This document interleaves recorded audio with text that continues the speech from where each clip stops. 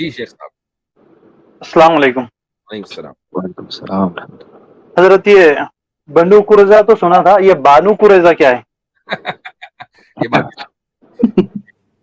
جی ہاں حضرت پرسنل لا کے لیے کوئی, جو ہمارا انڈیا میں مسلم پرسنل لا ہے, اس کے لیے کوئی کتاب مختص کی ہوئی ہے یا کیسا ہے, مطلب یعنی کیسے فیصلے ہوتے ہیں اس میں؟ مسلم پرسنل لا سمجھنے کے لیے نہیں, اس کے یہاں پر جو مسلم پرسنل لا ہے یہ کہاں سے ڈیرائیو کرتے ہیں؟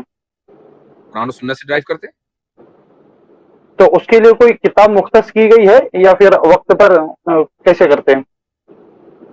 What do you mean کتاب مطلب کچھ کتاب, آپ پوچھ رہے ہیں کہ مطلب جس پرسنل لا لکھا ہوا ہو؟ ہاں جی, حکومت کو کوئی کتاب بنا کر دی گئی کیا, وقت کے اوپر مفتیان اکرام کو بلا کر فیصلہ کر لیتے ہیں؟ ان کے سن کام ہے. اور اسی طریقے سے قاضی مجاہد الاسلام صاحب کو ان سے پہلے, جس کا نام ہے مجموعہ قوانین اسلامی, یہ کتاب جو ہے باقاعدہ حکومت کی ہے, اس کا ترجمہ کر کے دیا گیا ہے, اس میں مسلم پرسنل لا لکھا ہوا ہے, لیکن وہ قرآن و سنت سے ڈرائیو ہے. جی اچھا.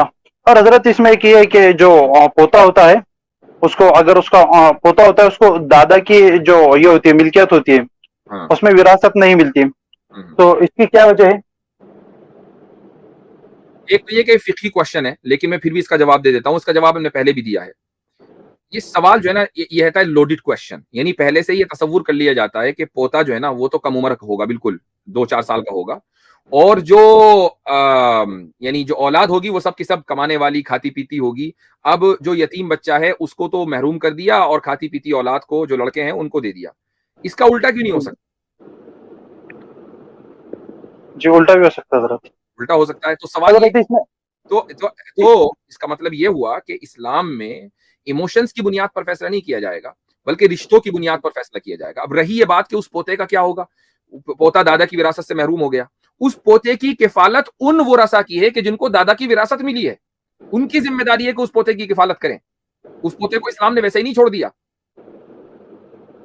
جی حضرت اس میں ایک پرابلم جو ہمارا یہاں کا انڈیا میں ہمارا جو فیملی سٹرکچر ہے, اس چیز کو مکمل کر لوں میں, تھوڑی دیر کے مان لیں کہ اگر اسلام دادا کی وراثت پوتے کو دے دیتا, تو جس طریقے سے ایک آدمی کے 5 بیٹے ہیں, ایک بیٹا مر گیا اور اس کا پوتا ہے اس آدمی کا, باقی 4 بیٹے ابھی زندہ ہیں, ٹھیک ہے.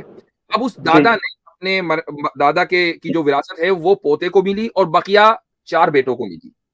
تو چونکہ پوتے کو اس کی وراثت دے دی گئی, اور مان لیں وہ وراثت 1000 روپے تھی, 1000 روپے 5 جگہ تقسیم ہو گئے, تو کیا وہ پوتا سروائیو کر پائے گا ان چند روپوں میں؟ نہیں. اور اس کے جو ہے وہ اس کی کفالت کریں گے نہیں, چونکہ وہ تو برابر مان لیا اس کو. جس طریقے سے ایک بھائی دوسرے بھائی کی کفالت نہیں کرتا, تو وہ اپنے بھتیجے کی کفالت کیوں کرے گا, اس کو تو برابر مان لیا نا. تو دادا کی وراثت 4 بھائیوں کے اندر تقسیم کر کے ان 4 کی ذمہ داری اسلام نے یہ لگا دی کہ اس پوتے کی کفالت کرنی جب تک کہ وہ بالغ نہ ہو جائے اور اپنے پیروں پر کھڑا نہ ہو جائے. ماشاءاللہ, یہ وجہ ہے اس کی. اور حضرت ایک اس میں یہ بھی وجہ بن سکتی ہے, جو ہمارا یہاں کا فیملی سٹرکچر ہے, ہوتا یہ کہ بچے بڑی بھی ہو جاتے, ان کے بچوں کے بچے بھی ہو جاتے, تب تک کی جو سمجھو ملکیت ہے سب کی مشترکہ ہوتی ہے.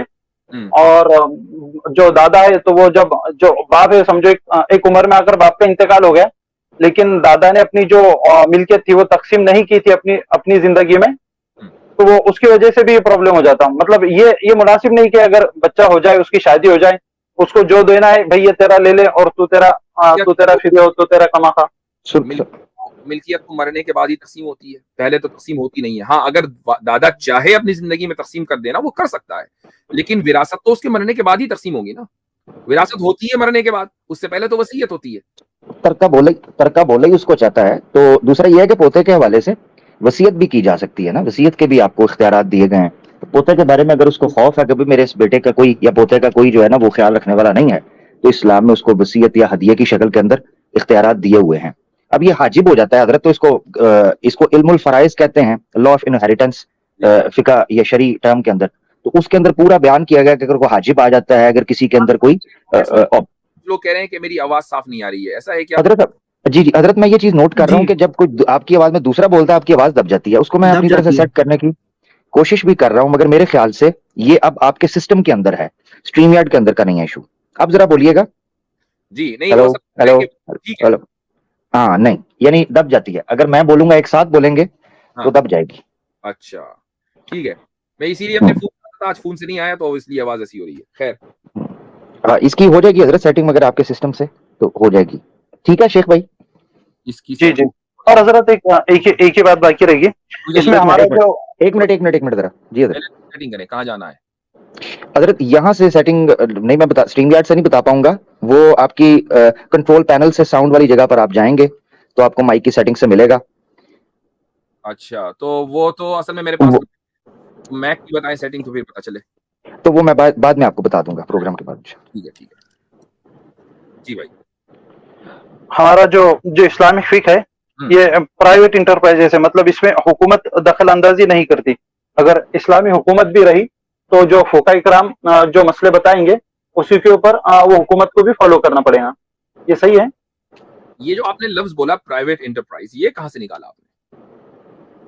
मैं फैजान मुस्तफा को सुन रहा था, वो उन्होंने कहा अपने वीडियोस में कि इस्लामी फिक एक प्राइवेट इंटरप्राइजेस है, इसमें हुकूमत का कोई इख्तियार नहीं है.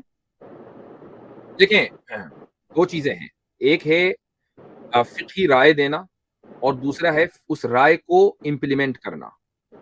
बिल्कुल ऐसा ही जैसा कि पार्लियामेंट एक कानून बनाती है और उसको इम्प्लीमेंट हुकूमत करती है. हुकूमत पार्लियामेंट नहीं है, पार्लियामेंट का काम कानून बनाना है, लेजिस्लेटिव काउंसिल इसीलिए बोलते हैं, और इम्प्लीमेंटेशन गवर्नमेंट का काम है.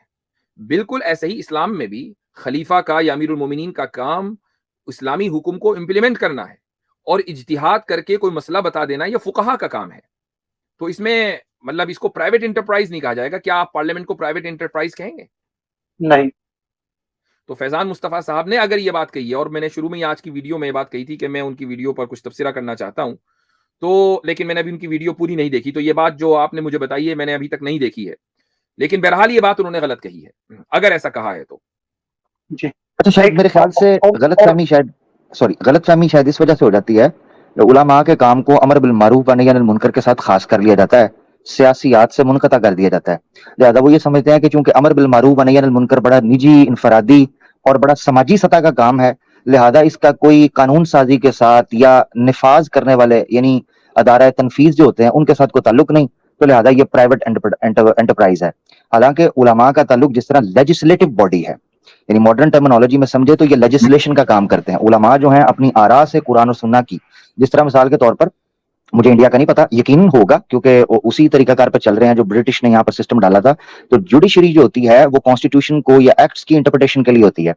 यानी किसी चीज के अंदर अगर किसी कानून के अंदर आपको कंफ्यूजन पैदा हो गई है या डिफरेंट इंटरप्रिटेशंस या ओपिनियंस आपस में कॉन्फ्लिक्ट कर रही हैं, तो उसको वो खोलकर बयान या आसान कर देता है.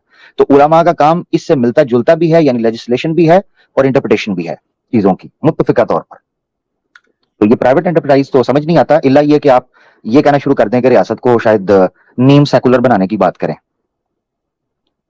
एक बात ये भी कही थी उन्होंने, जो मुस्लिम पर्सनल लॉ जब अंग्रेजों ने इम्प्लीमेंट किया था तो इसका तरीकाकार ये हुआ था कि हिदाया का पहले फारसी में तर्जुमा किया गया, फिर फारसी से किसी अंग्रेज ने इंग्लिश में तर्जुमा किया, फिर वो इंग्लिश का तर्जुमा भी बड़ा जखीम हो रहा था तो उसको भी मुख्तस कर दिया. यानी कि उनका कहने का मतलब ये था, यानी कि जो आप पर्सनल लॉ कह रहे हो तो ये कुल्ली तौर पर ये शरई बाकी नहीं रहा. मतलब ये हिदाया का तर्जुमा फारसी में हुआ, फिर फारसी से एक अंग्रेज ने उसको इंग्लिश में ट्रांसलेट किया, फिर और उसको मुख्तस कर दिया गया ताकि तलबा को पढ़ने के लिए आसानी हो.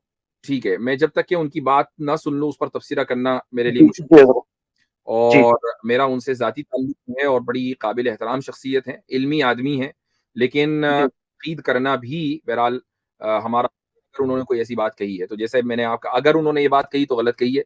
अब बाकी जो बातें आप कह रहे हैं तो जब तक मैं उनकी वीडियो ना सुन लूं उस वक्त तक के मैं उस पर तफसीला नहीं कर पाऊंगा. जज़ाकल्लाह. अस्सलाम वालेकुम. वालेकुम अस्सलाम. अच्छा जी, तो मैं जरा सा अपने फोन से आता हूँ. सबक फिर पढ़ सदाकत का, अदालत का, शुजाअत का, लिया जाएगा तुझसे काम दुनिया की इमामत का. सबक फिर पढ़ सदाकत